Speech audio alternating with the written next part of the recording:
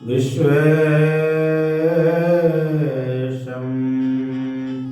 माधवं धुण्डिं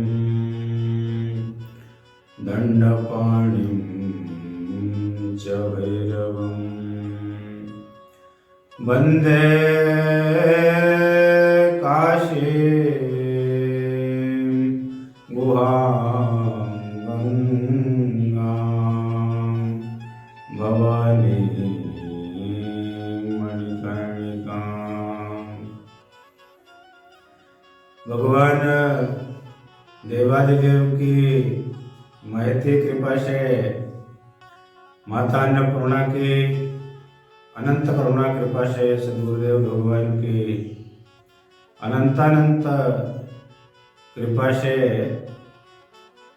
भगवान विश्वनाथ के, भगवान देवादिदेव महादेव के इस लीला कथा में हम लोग अवगाहन करने जा रहे हैं। आज का जो विषय है वो पार्थिव शिवलिंग का है, उसकी क्या महिमा है। और सकामियों को, सकामी माने जिनकी संसार में इच्छाएं रहती हैं कि हमारा अमुक काम हो जाए, हमारा अमुक काम हो जाए, हमारा ये काम हो जाए, हमको धन की प्राप्ति हो जाए, हमको विद्या की प्राप्ति हो जाए, हमको जमीन की प्राप्ति हो जाए, प्रॉपर्टी बहुत हो जाए। तो ये सब आज का विषय है। इसमें उनको कितना पार्थिव शिवलिंग का पूजन करने पर उसकी प्राप्ति हो पाएगी, ये विषय आने वाला है। ऋषि कहते हैं, हे सूत जी, पार्थिव लिंग की जो महिमा है यद्यपि आपने मुझे पहले सुनाई है, लेकिन पुनः ब्रूहि।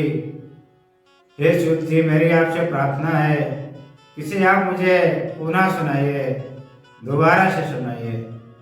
इसे सुनने से मेरी अभी तृप्ति नहीं हुई है, मुझे और पार्थिव शिवलिंग की महिमा को श्रवण कराइए। सूत जी कहते हैं, हे ऋषियों, हरे ब्रह्मा च ऋषया स प्रजापतयस्तथा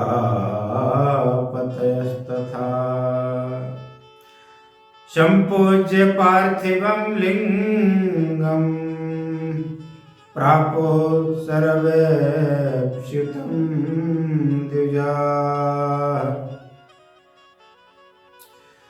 भगवान नारायण, ब्रह्मदेव, सभी प्रजापति, इंद्र इत्यादि, इन सभी ने, मनुष्यों ने, असुरों ने, गंधर्वों ने, किन्नरों ने, सभी प्राणियों ने, राक्षस इत्यादियों ने भी भगवान पार्थिव का अर्चन करके, भगवान पार्थिव शिवलिंग का अर्चन करके सर्वे इप्सितम प्रापो, जिसकी जो इच्छा थी, जिसकी जो कामना थी, उसने वो प्राप्त किया है। भगवान पार्थिव सब कुछ देने वाले हैं। जब स्वयं भगवान हरि ने, भगवान ब्रह्मदेव ने, सभी प्रजापतियों ने उनकी पूजा की है, तो उनकी महिमा को कौन कह सकता है। कृते रत्नमयं लिंगं त्रेतायां हेमशंभवं द्वापरे पारदं श्रेष्ठं पार्थिवं तु कलो युगे। हे ऋषियों, कृते सतयुग में रत्नमय लिंग की पूजा सर्वोपरि है, सबसे अधिक फल देने वाली है। त्रेतायाम हेम संभवम, त्रेता में सुवर्ण लिंग की, जो हेम से संभव माने सुवर्ण से जो बना हुआ लिंग है, उसकी महिमा सर्वोपरि है। द्वापरे पारदम श्रेष्ठम, द्वापर युग में पारद का शिवलिंग भगवान पारदेश्वर की सर्वोपरि महिमा है। लेकिन हे ऋषियों, पार्थिवम तु कलौ युगे, इस वर्तमान काल में, कलिकाल में, इस कलयुग में पार्थिव लिंग की सर्वोपरि महिमा है। पार्थिव लिंग ही सर्वोपरि है। हे ऋषियों, जैसे यथा सर्वेषु देवेषु ज्येष्ठा श्रेष्ठा महेश्वरः एवं सर्वेषु लिंगेषु पार्थिवं श्रेष्ठमुच्यते, जैसे सभी देवताओं में भगवान महेश्वर, भगवान देवाधिदेव महादेव श्रेष्ठ है, सर्वोपरि है, सर्व महिमाशाली है, उसी तरह सभी लिंगों में पार्थिवेश्वर लिंग सबसे श्रेष्ठ है। भगवान शिव के समान सबसे श्रेष्ठ है। नदियों में जैसे गंगा जी श्रेष्ठ है, वैसे ही शिवलिंगों में पार्थिव लिंग सबसे श्रेष्ठ है। पुरियों में जैसे काशी श्रेष्ठ है, वैसे ही यथा पुरीषु सर्वासु क्रासी श्रेष्ठतमा स्मृता, काशी जैसे सब नदियों में श्रेष्ठ है, सब तीर्थों में श्रेष्ठ है, वैसे ही लिंगों में पार्थिव शिवलिंग श्रेष्ठ है। सभी वर्णों में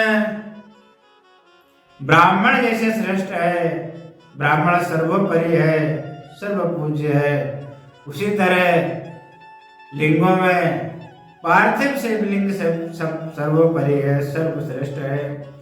हे ऋषियों, व्रतों में जो सबसे श्रेष्ठ शिवरात्रि का व्रत है, जो सभी कामनाओं को पूरी करने वाला है। हे ऋषियों, उसी तरह भगवान पार्थिवेश्वर का अर्चन सर्वोपरि है, सर्वश्रेष्ठ है। ये सब कुछ प्रदान करने वाला है, जो कुछ चाहो। पार्थिवाराधनम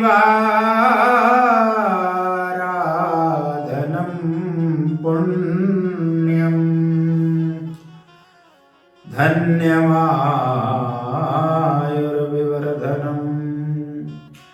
तुष्टिदं पुष्टिदं श्रीदं कार्यं साधक सत्तमये। हे ऋषियों, ये भगवान पार्थिवेश्वर का आराधन, भगवान पार्थिवेश्वर की पूजा, धन की यदि इच्छा है तो ये धन देने वाले है, यदि आयु की इच्छा है तो आयु का वर्धन करने वाली है, आयु को बढ़ाने वाली है। तुष्टिदम है, तुष्टि को देने वाली है, पुष्टिदम है, पुष्टि को देने वाली है, और श्रीदम, यदि लक्ष्मी की कामना है, यदि पैसा वाला बनना चाहते हैं तो ये लक्ष्मी को देने वाली है, धन को देने वाली है। साधक सत्तमय है, ये सभी साधनों में सर्वोपरि है, ये सर्वश्रेष्ठ है। इसलिए साधकों को, जो भगवान के भक्त है, उनको भगवान पार्थिवेश्वर की पूजा अवश्य करनी चाहिए। हे ऋषियों, यह कृत्वा पार्थिवं लिंगं पूजये शुभवेदिकं इहैव धनवान् श्रीमान् अनन्ते रुद्रोऽभिजायते।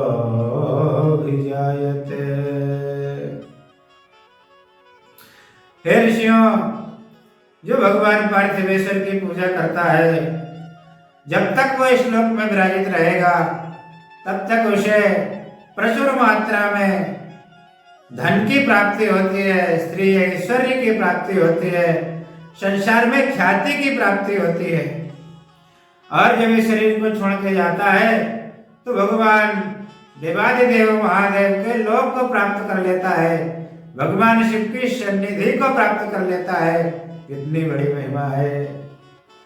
हे ऋषियों, त्रिसंध्यम्य और चेतलिंगम बिल्वेन पार्थिवम, इस पार्थिव शिवलिंग का जो तीनों संध्याओं में सुबह, मध्याह्न और सायं की संध्या में जो तीनों कालों में बिल्व के द्वारा अर्चन करता है, बिल्व पत्र के द्वारा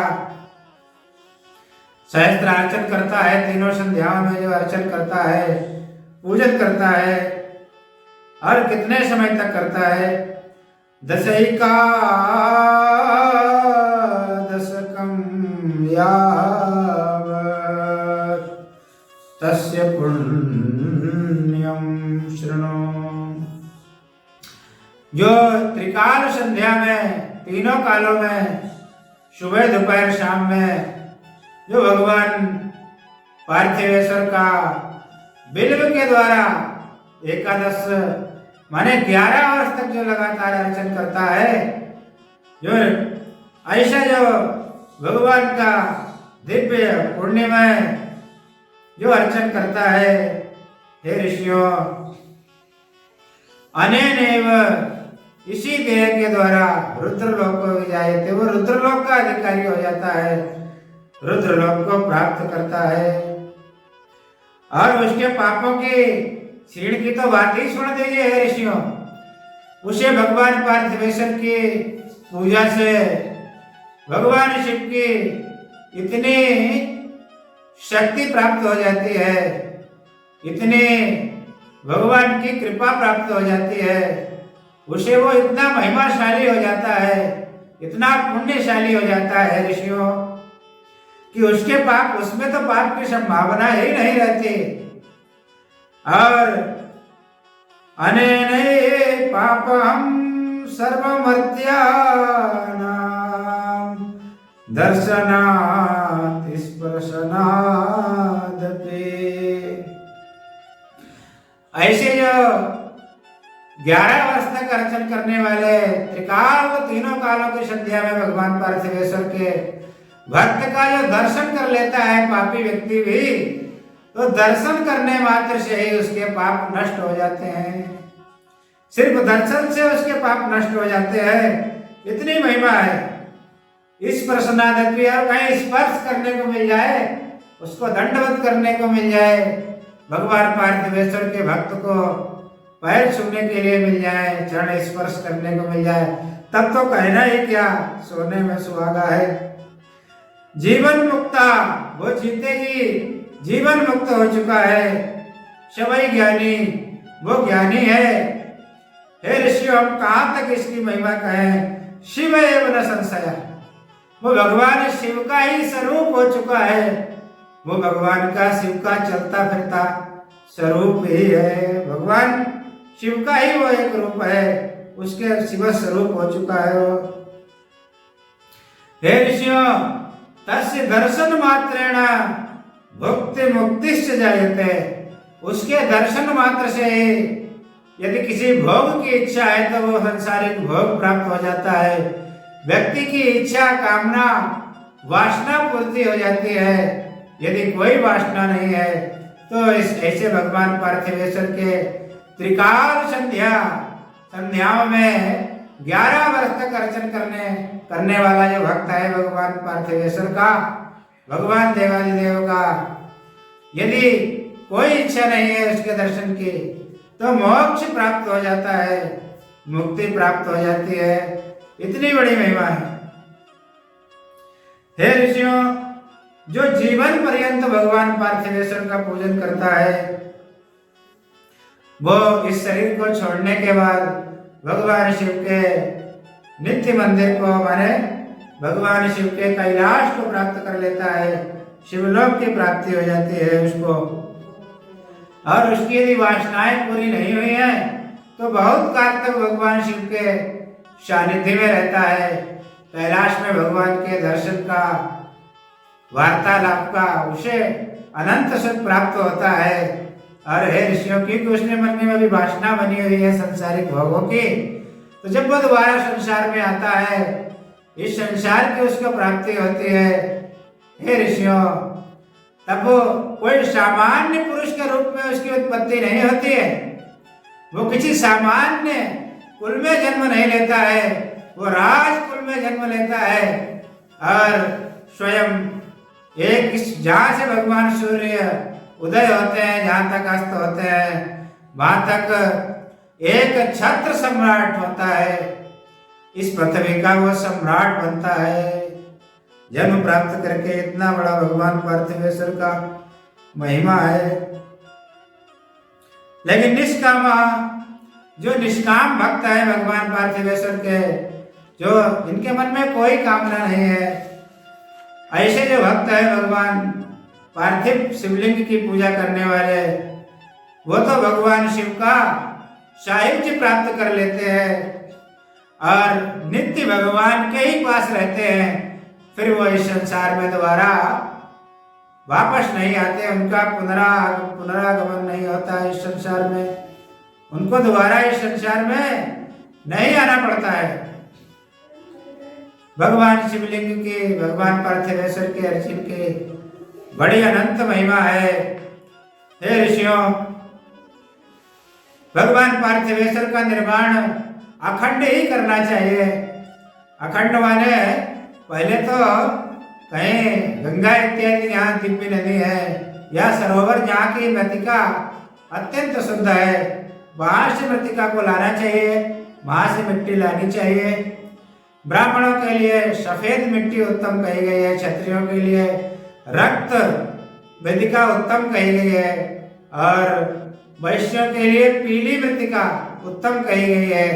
और जो अंत्यज है, जो चतुर्थ वर्ण के लोग हैं, उनके लिए जो कृष्ण मृतिका है, जो काले वर्ण की मिट्टी है, उसके द्वारा भगवान पार्थिवेश्वर का निर्माण उत्तम कहा गया है।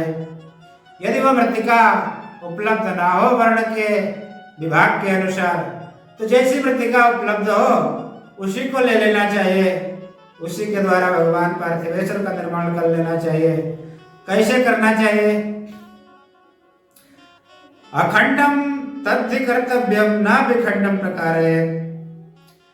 अखंड ही माने जो अर्घा है, जो नीचे अर्घा बनाया जाएगा, जो भगवती देवी महादेवी आद्या प्रकृति का जो स्वरूप है, भगवती गौरी का जो स्वरूप अर्घा है, वो और भगवान पार्थिवेश्वर दोनों एक ही माने उस मृतिका के पिंड से दोनों का निर्माण करना चाहिए, अलग अलग नहीं। पहले नीचे उस निर्माण का माने उसका निर्माण कर लीजिए पीठ का, और फिर भगवान पार्थिवेश्वर का निर्माण कीजिए ऊपर। एक माने दोनों ही उसी से बने हो, अलग अलग ने ना बनाए, उसी पिंड से ही निर्माण कर ले उनका खंड। जो विखंड करता है कि अलग बना लिया पार्थिवेश्वर को और उस पीठ को अलग बना लिया, फिर उस पर माने विराहित करता है, तो नहीं वो पूजा फलम लभेत, उसे पूजा का फल प्राप्त नहीं होता, उसे, क्योंकि वो विखंडित है। इसीलिए एक ही पिंड से दोनों का निर्माण कर लेना चाहिए। रत्नमय जो लिंग है उसका भी अखंड निर्माण करना चाहिए। हेमजम माने जो सुवर्ण का लिंग है उसका पीठ और शिवलिंग एक ही होना चाहिए। पारद का जो लिंग है उसका भी पीठ और शिवलिंग भगवान पारदेश्वर का भी एक ही होना चाहिए। इसी तरह जो स्फटिकेश्वर महादेव है, स्फटिक के जो शिवलिंग है, उनका भी पीठ और जो शिवलिंग है वो एक ही होना चाहिए, अखंड होना चाहिए। पार्थिव शिवलिंग भी इसी तरह अखंड निर्माण करना चाहिए। पुष्पराग शिवलिंग का भी इसी तरह अखंड करना चाहिए। अखंडम तो प्रकार है, अखंड शिवलिंग का निर्माण करना चाहिए।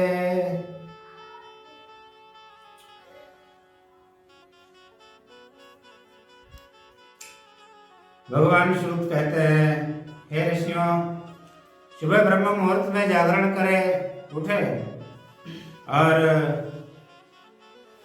जो आर्निक सूत्र में जो स्नान की विधि कही है उसके अनुसार स्नान करें और स्नान करने के बाद संध्या करें। संध्या करने के बाद तर्पण इत्यादि जो कर्म है, नित्य नैमित्तिक कर्म उनको करें। उसके बाद फिर भगवान कि शुद्ध जगह से मिट्टी लेकर के आए और भगवान पार्थिवेश्वर का निर्माण करें। उनकी पूजा यथाविधि करें। हे ऋषियों, सबसे पहले प्रथमम् आवाहनं तत्र प्रतिष्ठापूजनं पृथक् लिंगाकारं समं तत्र सर्वं ज्ञेयं पृथक् पृथक्। सबसे पहले भगवान पार्थिवेश्वर का आवाहन करें और भगवान शिव का आवाहन करके प्रतिष्ठा, फिर पार्थिवेश्वर में प्रतिष्ठा करें।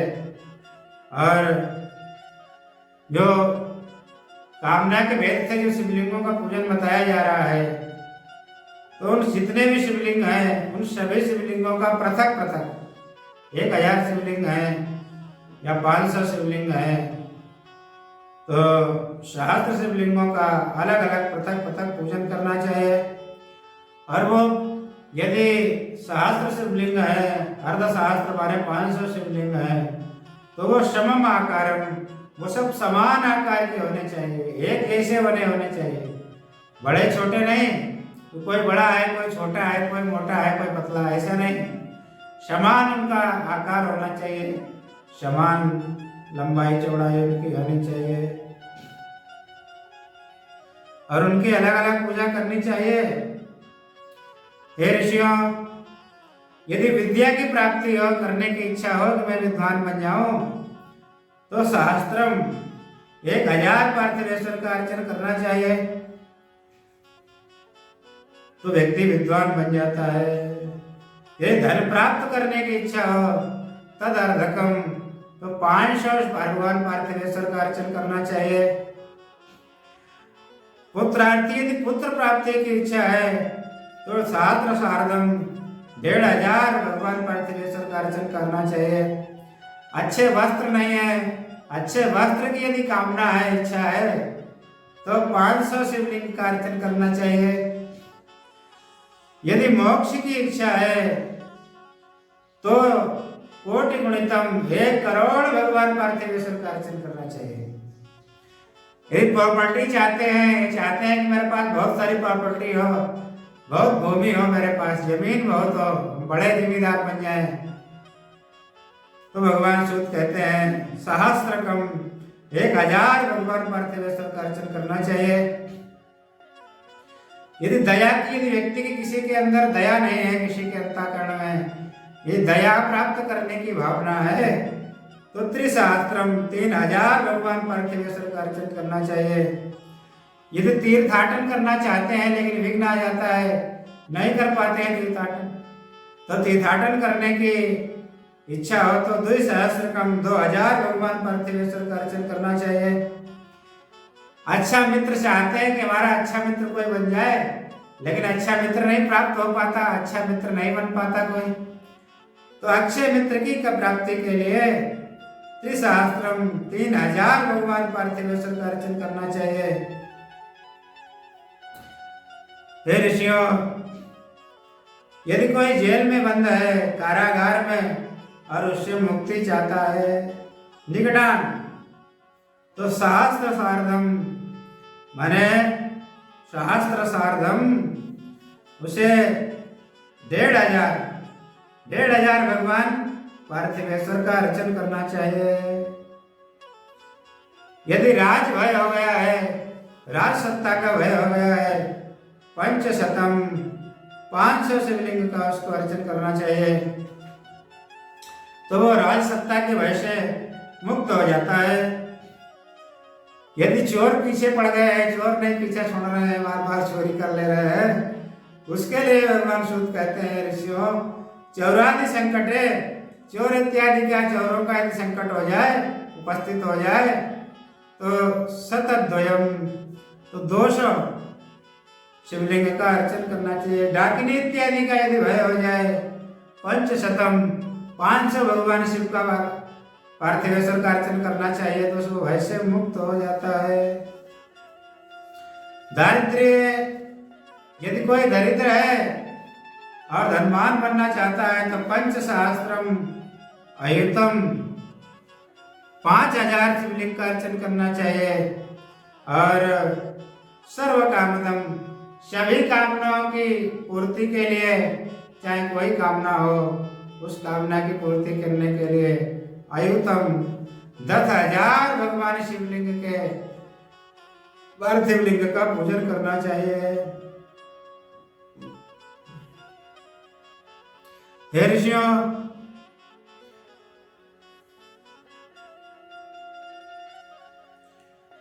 यदि ऐसा करने पर भी जो बताया गया है, यदि कामना की सिद्धि नहीं होती है, माने अमुक अमुक संख्या में पूजन करने पर भी, तो हे ऋषियों, इसका तात्पर्य है कि उसके पूर्व जन्म में उसके द्वारा अनिष्ट कर्म हो गया है, पाप कर्म हो गया है। पाप की इतनी अधिकता है, पूर्व कर्म इतना अधिक माने अनिष्ट कर्म है जो वो नहीं होने दे रहा है। तो इसके लिए भगवान शुद्ध कहते हैं, यदि कामना की पूर्ति नहीं हो रही है, इसका तात्पर्य है कि प्रतिबंधक अधिक है, पाप अधिक है, विघ्न अधिक है, तो उसके लिए, उसकी निवृत्ति के लिए पुनः अधिक संख्या में भगवान पार्थिवेश्वर का अर्चन करना चाहिए। मैं वो संख्या बताता हूं।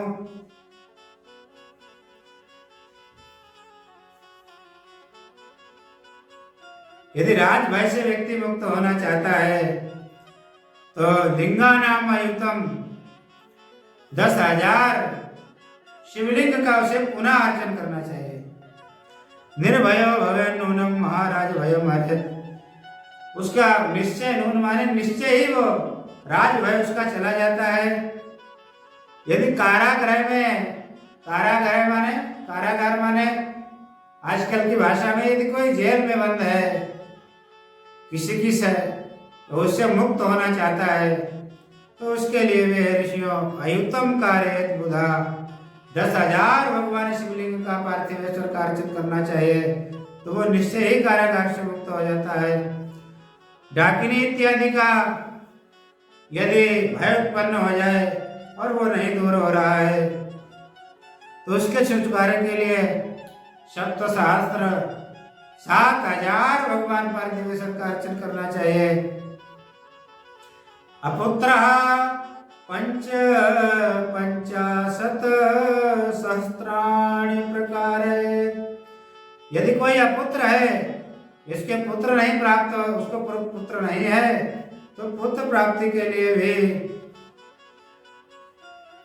पुत्रहीन मनुष्य को पंचाशत सहस्त्र माने 55,000 शिवलिंग का अर्चन करना चाहिए। 55,000 भगवान पार्थिवेश्वर के यदि अर्चन करेगा श्रद्धा पूर्वक, विधि पूर्वक, तो भगवान देवादिदेव महादेव की कृपा से शिव पुत्र की प्राप्ति हो जाएगी। यदि कन्या प्राप्ति की इच्छा है, यदि कन्या नहीं है किसी को प्राप्त, उसके घर में कन्या नहीं है, तो कन्या प्राप्ति के लिए भी 10,000 भगवान पार्थिवेश्वर का अर्चन करे तो उसे कन्या की प्राप्ति हो जाती है। हे ऋषियों, जो ऐश्वर्य को प्राप्त करना चाहता है, धन धान्य को प्राप्त करना चाहता है, वो भी अयुतम 10,000 भगवान पार्थिवेश्वर का अर्चन करे यथा विधि श्रद्धा पूर्वक, तो वो देवताओं के समान, भगवान नारायण इत्यादि के समान ऐश्वर्य को प्राप्त कर लेता है। और हे ऋषियों, कोटि में काम तु लिंगानाम या करोति नरो भुवि शिवैव भविष्योऽपि नात्र कार्या विचारणा। जिसने अपने जीवन में 1 करोड़ भगवान पार्थिवेश्वर का अर्चन कर लिया। हे ऋषियों, इस पर संदेह नहीं करना चाहिए, मैं सच कहता हूँ। शिववे भव्य स्वरूपी, वो शिव ही हो गया है, वो भगवान शिव स्वरूप ही हो चुका है। वो भगवान शिव का चलता फिरता विग्रह है, वो शिव स्वरूप हो चुका है। नात्र कार्य विचारण, इसके विषय में संदेह करने की आवश्यकता नहीं है, अन्यथा विचार करने की आवश्यकता नहीं है। हे ऋषियों, भगवान पार्थिवेश्वर का अर्चन इस कलिकाल में सब कुछ प्रदान करने वाला है, सब कुछ देने वाला है। हे ऋषियों, एकतः सर्वदानानि वृतानि विविधानि च तीर्थानि नियमा यज्ञा लिंगार्चा चैकता स्मृता। एक तरफ जितने दान है, भूमि का दान है, विद्या का दान है, और फलों का दान है, श्रवण का दान है, धन धान्य का दान है, इत्यादि जो दान है, वो सभी दान सर्वदानानि, दानम दाने दानानि दानानि, बहुवचन का प्रयोग है यहाँ। माने तात्पर्य है कि सभी प्रकार के दान। और व्रतानि, उसी तरह व्रतान में भी बहुवचन का प्रयोग है, सभी व्रत कर लिए जाएं, जितने व्रत बने हैं। विविधानि व्रतानि, सभी विविध व्रत कर लिए जाए, सभी प्रकार के दान कर दिए जाएं। और तीर्थम तीर्थे तीर्थानि, उसी तरह तीर्थानि का यहाँ प्रयोग किया, ये भी बहुवचन है। माने सभी तीर्थ कर लिए जाए, सभी दान कर लिए जाए, सभी व्रत कर लिए जाए, नियमा, सभी नियम कर लिए जाए, यज्ञ, सभी यज्ञ कर लिए जाए, और इनका फल सबका एक साथ मिला दिया जाए। तो हे ऋषियों, इन सभी का एक तरफ फल और लिंगार्चा चैकता स्मृता, और एक तरफ सिर्फ भगवान पार्थिवेश्वर शिवलिंग का अर्चन, ये सभी एक तरफ, और एक तरफ भगवान शिवलिंग का अर्चन, इनका समान ही फल है। कितनी बड़ी महिमा है कि सभी प्रकार के व्रत कर लिए जाए, सभी प्रकार के यज्ञ कर लिए जाए, सभी नियम कर लिए जाए, सभी यज्ञ कर लिए जाए, सभी दान कर लिए जाए, उनसे जिस फल की प्राप्ति होगी, वही फल यदि भगवान पार्थिवेश्वर का अर्चन कर लिया जाए, वंदन कर लिया जाए, तो वो भगवान पार्थिवेश्वर के अर्चन से प्राप्त हो जाएगा। हे ऋषियों, कलौ लिंगार्चनम श्रेष्ठम यथा लोके प्रदृश्यते तथा अन्या तथा नास्ति शास्त्राणाम् एष सिद्धान्त निश्चयः। हे ऋषियों, मैं सभी शास्त्रों का तुम्हें शास्त्राणाम में भी वचन है, माने मैं सभी शास्त्रों का तुम्हें सिद्धांत निश्चय रूप से बता रहा हूं। वो क्या है? इस कलौ लिंगार्चनम श्रेष्ठ, कलयुग में भगवान पार्थिवेश्वर का ही लिंग का ही अर्चन श्रेष्ठ है। तथा अन्यानि शास्त्राणि, ये भक्ति को देने वाला है। यदि भोगों की इच्छा है, मोक्ष की इच्छा है, तो मुक्ति को देने वाला है। और हे ऋषियों, जो नित्य भगवान पार्थिवेश्वर का अर्चन करता है, उसके विविध आपदाम, जो नाना प्रकार की उसके जीवन में आने वाली आपत्तियां हैं, विपत्तियां हैं, जो क्लेश हैं, दुख हैं, उनका भगवान पार्थिवेश्वर हरण कर लेते हैं। उन क्लेशों का, विपत्तियों का नाश कर लेते हैं। और जो नित्य भगवान पार्थिवेश्वर की पूजा करता है, ऋषियों, शिव साहित्य मापनियात, वो शिव साहित्य को प्राप्त कर लेता है, भगवान की नित्य साहित्य को प्राप्त कर लेता है, भगवान की सन्निधि को प्राप्त कर लेता है। हे ऋषियों, अब मैं तुम्हें कौन से पार्थिवेश्वर लिंग की सर्वोपरि माने पूजा है, सर्वश्रेष्ठ जो फल देने वाला है? कौन सा शिवलिंग कितने आकार का पार्थिवेश्वर मध्यम फल देने वाला है और कितने आकार का शिवलिंग अधम फल देने वाला है? हे ऋषियों, अब इसको श्रवण कीजिए। चतु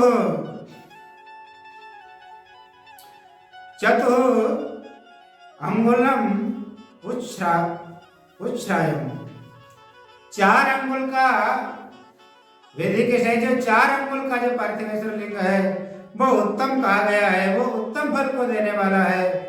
और जो 2 अंगुल का पार्थिवेश्वर कहा गया है वो मध्यम फल को देने वाला है।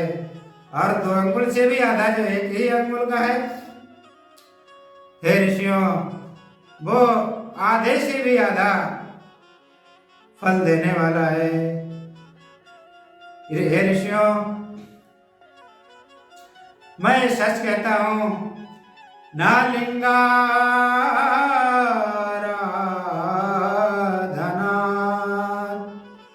अन्यत् पुण्यम वेद चतुष्टय विद्यते सर्वशास्त्राणाम् एष एव विनिश्चयः।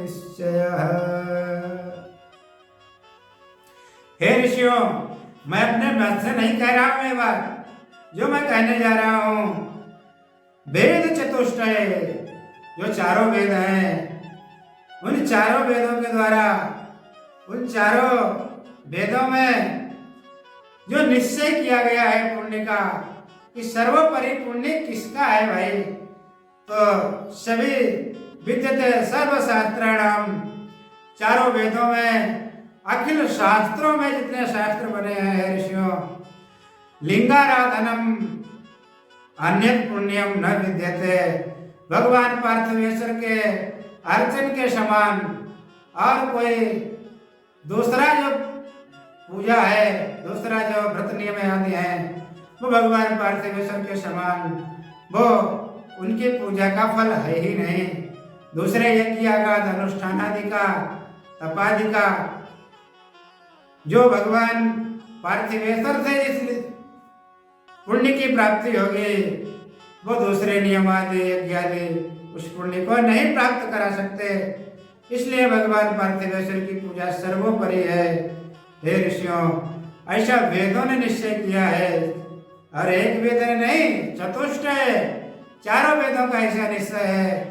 सर्वशास्त्राणाम एवं निश्चय, सभी शास्त्रों का भी है ऋषियों है निश्चय है। लिंगे चितम सर्वम जगत स्थावर जंगमम संसाराम बुद्धिमग्ना नान्यतरणा साधनम। हे ऋषियों, जिसने भगवान की पार्थिवेश्वर में पूजा कर ली, भगवान देवाई देव की, जिसने पार्थिवेश्वर शिवलिंग की पूजा कर ली है ऋषियों, उसने समग्र चर और अचर माने जो चलने वाले प्राणी हैं, कीट पतंगे से लेकर ब्रह्मा पर्यंत, और जो अचल माने वृक्ष हैं, पहाड़ आदि हैं, उनकी इन सबकी उसने पूजा कर ली, सबको तृप्त कर लिया है ऋषियों। जो संसार में, इस संसार सागर में जो डूब रहे हैं, जो संसार सागर में निमग्न हो रहे हैं ऋषियों, उनके तरण का इस कलिकाल में यदि कोई सर्वोपरि साधन है, सुगम साधन है, सरल साधन है हे ऋषियों, तो वो एकमात्र भगवान शिव के शिवलिंग का, भगवान पार्थिवेश्वर का अर्चन ही है। अज्ञान तिमिरांधानां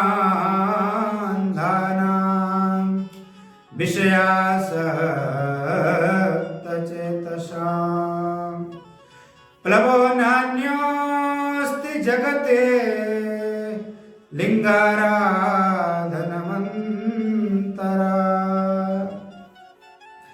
जो अज्ञान रूपी अंधकार के द्वारा, तिमिर के द्वारा जिनकी ज्ञान दृष्टि नष्ट हो चुकी है, जो अज्ञान तिमिर अंधकार के द्वारा अंधे हो रहे हैं, हे ऋषियों, जो विषयासक्त है, जो विषयों में आसक्त चेतसा इतने आसक्त हो चुके हैं, यदि विषय का भोग ना मिले तो महाराज आत्महत्या कर ले।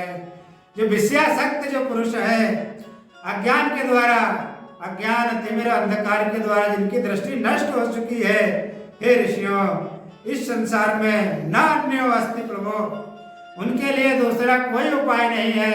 तरने का यदि कोई उपाय है उनके लिए मैं सुंदर प्रभु माने तुम्हें नाव बता रहा हूँ इस संसार सागर से पार जानने के लिए, हे ऋषियों।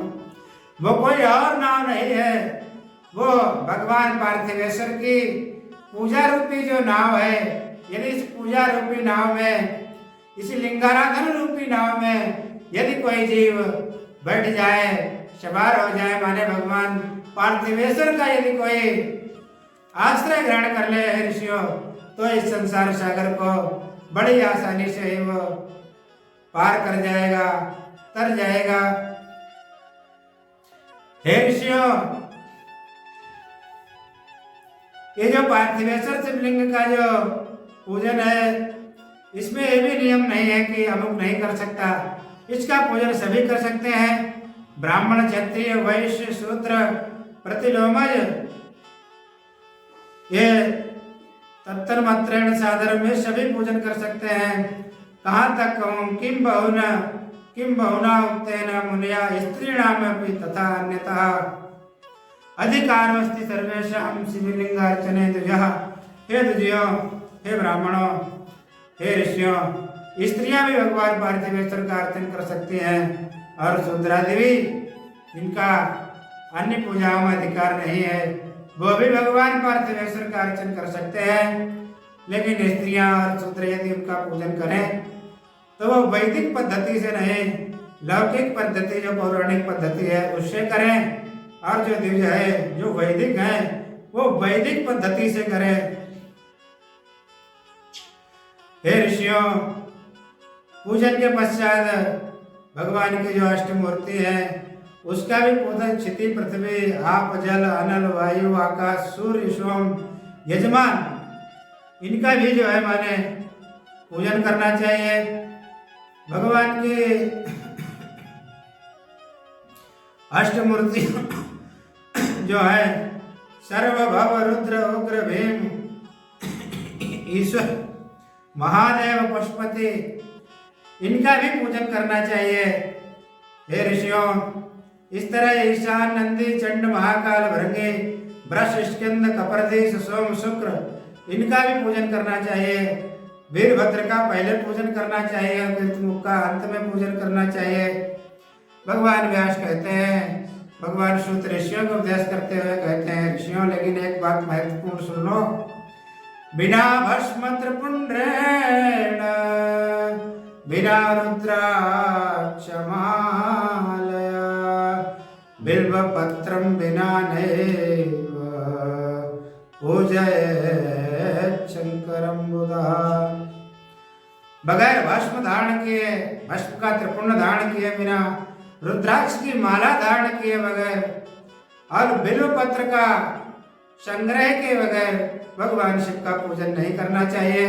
पहले भस्म के द्वारा सुंदर त्रिपुंड धारण करें और गले में रुद्राक्ष की माला धारण करें और भगवान के अर्चन के लिए सुंदर सुंदर कोमल बिल्व पत्रों का संग्रह करें, तभी भगवान का अर्चन करना चाहिए।